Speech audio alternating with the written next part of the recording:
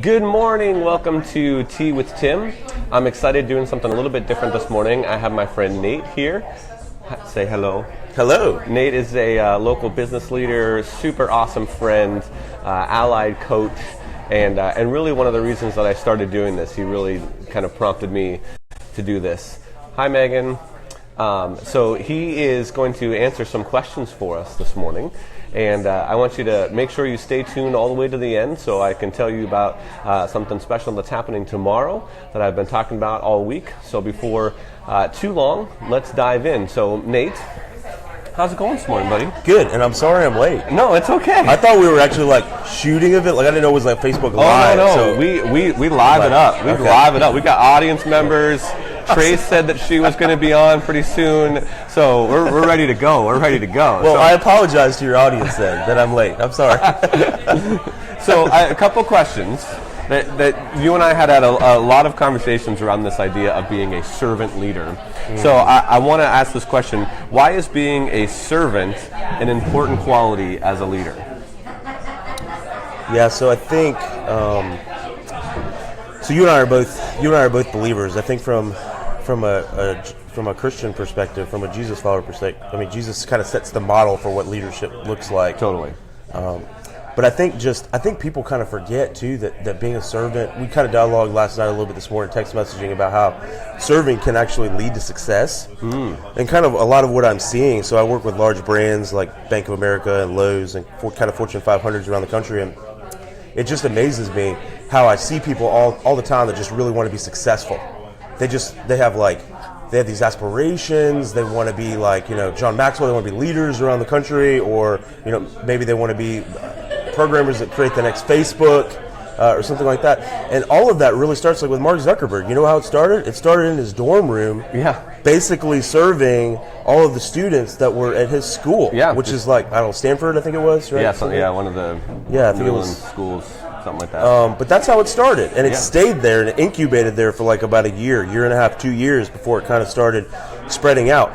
So one of the things that I kind of like, I don't want to say teach or coach on a daily basis is think about today. Like we have 24 hours in this day. Like how can I serve the people that are around my sphere of influence? Like much like you're actually doing this morning. Like so you guys know. Like I drink coffee at Summit Coffee every single day. But like I walk upstairs and I see this setup for Facebook Live. And so Tim asked this question this morning, like, how can I serve my audience?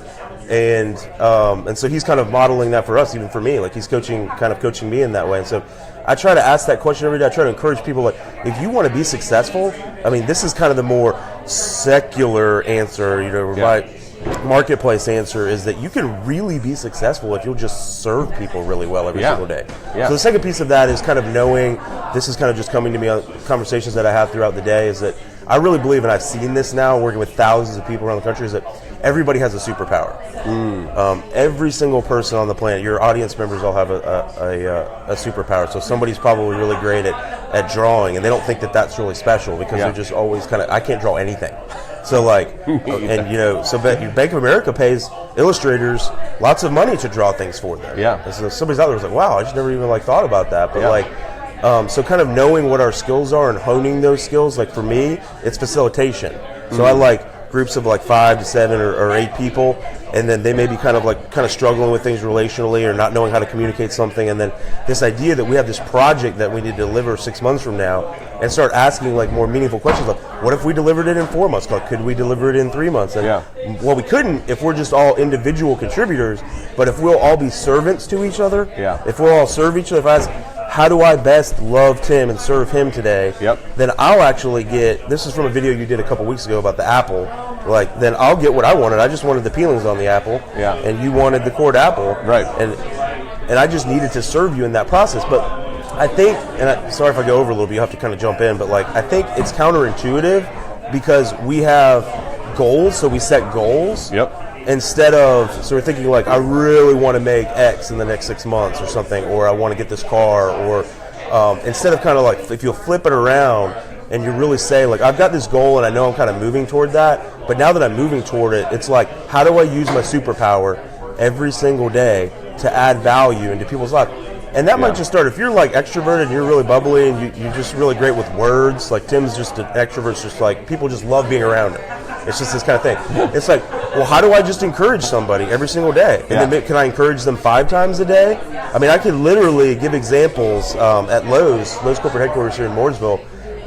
Several people I know that have gotten really, really well-paying jobs just because they were willing to encourage somebody. Yeah. They just said, hey, that was just a really great presentation. Yeah. What about if we just changed that slide a little bit? And then they took it upon themselves, like change the slide a little bit. Yep. And that person said, you know what, I really want that person on my team. Yeah. They kind of got it, and then it kind of just goes on and on from there. But I think it's one of those things where I just have kind of shifted my mindset of like, goal setting is important, you need to be moving towards something. But the better question is, how can I serve somebody every single day? Yeah, true. Yeah, no, that's great. That's awesome. So the second question, what are some things that we need to keep in mind as we serve our way to success? So what are some practical things that we can do? You've already mentioned a few of them, but when it comes to the idea of like our superpower, our giftings, or the things that we, maybe specifically are uniquely gifted to add value, what do we need to keep in mind? Like, is it a heart thing? Is it an attitude thing? Like, what are some of those things that we just need to keep in the front of our brain as we're serving our way to success? Yeah, I think you said attitude. I think Zig Ziglar used to say, your attitude will determine your altitude. Yeah. And I think that's great. And it really is true. And I think it starts that way. Again, this is a practical thing. I think you have this as a habit in your life. I try to. Sometimes I don't always do it right. But like starting the morning off with some kind of a routine, like 10 minutes or 15 minutes, whether it's tea, like you start with tea, and I listen to worship music, or I'll listen to Rick Warren, just a really positive communicator, pastor on the West Coast. Something that like gets my mindset in the right, in quiet time if you're a believer and getting in the Word, but gets my mindset and my attitude in the right perspective. And then just kind of this, and it's a belief thing, so I think we really need to like practically work on our beliefs, and that starts in God's Word. Yeah. Like, totally. Do I trust that God really does have a plan for my life? Yeah. Like it sounds obvious, but people are like, I can't look what's going on in my life. Like somebody out there right now is like, I have this bill I got to pay right now. I don't know if God really cares about me because like I got this. Well, yeah, He does, but like until we start moving and serving and doing things, He really can't like bless us. So it really starts with our attitude. And then I think the heart position is just something we have to work on over time. It's something I have to constantly work on. Yeah. Like, particularly when it comes to comparison. So this is kind of what I've fixated on for this year is helping my executives that I work with at Bank of America really kind of just focus on the scope of work that they have and being excellent with that. Because Jesus said if we'll be faithful in the small things, then He'll give us more. Yeah. But these are words sometimes, and until we like put them into practice, we can't really we don't really connect with it. But it's really easy to kind of look around, even right now, like the economy's kind of like booming and there's job creation that's kind of going on everywhere. So you look around, it's like, well, look at that guy. Like, he's driving that really nice car. They just moved up into that kind of house. And then this comparison thing kind of like, well, now I need to, that's kind of more materialism, but it's like, now I need to like keep up with that. And the irony of that is, and I know this is true in your life, it's true in my life. The irony is that when I start comparing my life and like what I have to somebody else, it never increases my joy and it never increases my happiness. And most of the time, I start missing the goals that I'd originally set in the first place. Yeah. So you kind of like step back and you're like, you're missing that whole piece. Well, what? Yeah, you're missing it. And I'm like, holy cow! Like but so it's kind of, you just got to keep flipping it around. You got to get this disciplined kind of just daily intention where it's like, I'm going to set my attitude for the day, set my watch where my attitude is going to be. I'm going to trust that God's promises are true. I'm going to stay in His Word. I'm going to keep reading His Word. I mean, some of your audience members might not be believers, but I can't. That's great. God's Word is where it starts. Yeah. So you just really got to start with Word. And if you'll trust Jesus in that process, He really will make you successful. I mean, He wants you to be successful. Yeah. I mean, I really believe that. I do. Yeah. So I think and then the third thing, and that's a little bit harder, is a discipline around beliefs.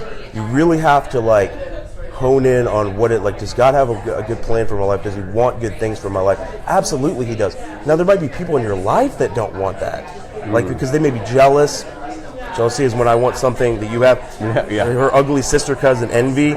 not only do I want what you have, I don't want you to have what you have. Yeah. Like, and that, but it's in me. It's Right. in you. It's not Yeah. in you. I mean, it's in all of us at times and seasons in our life. Yeah. But that's the heart. You were talking about the heart issue. Yeah, the heart issue. So that heart constantly, like me reflecting, okay, where am I? I had this last month. I kind of shared a little bit with you. It's just like, I had this great opportunity of doing all this awesome stuff at Bank of America. And then I kind of look around and I'm like, see one of my peers from like back in high school that's doing just a little bit more better than me. Yeah. Like, how do we define better? Like, what does better mean for me? Or what does better mean for you? I think it's what God called you to, right? So in that sense, when you're like, there's this idea of success, but success is fitting in that pocket of what God has called you to do and how you're using those giftings. And so it doesn't necessarily mean, success doesn't always mean a bigger house and 6 cars and money in the bank. It can mean you're doing what God's called you to do and where He's called you to do it. And so if you start to compare yourself to somebody else, you're now trying to live out their dream or their success or what they're doing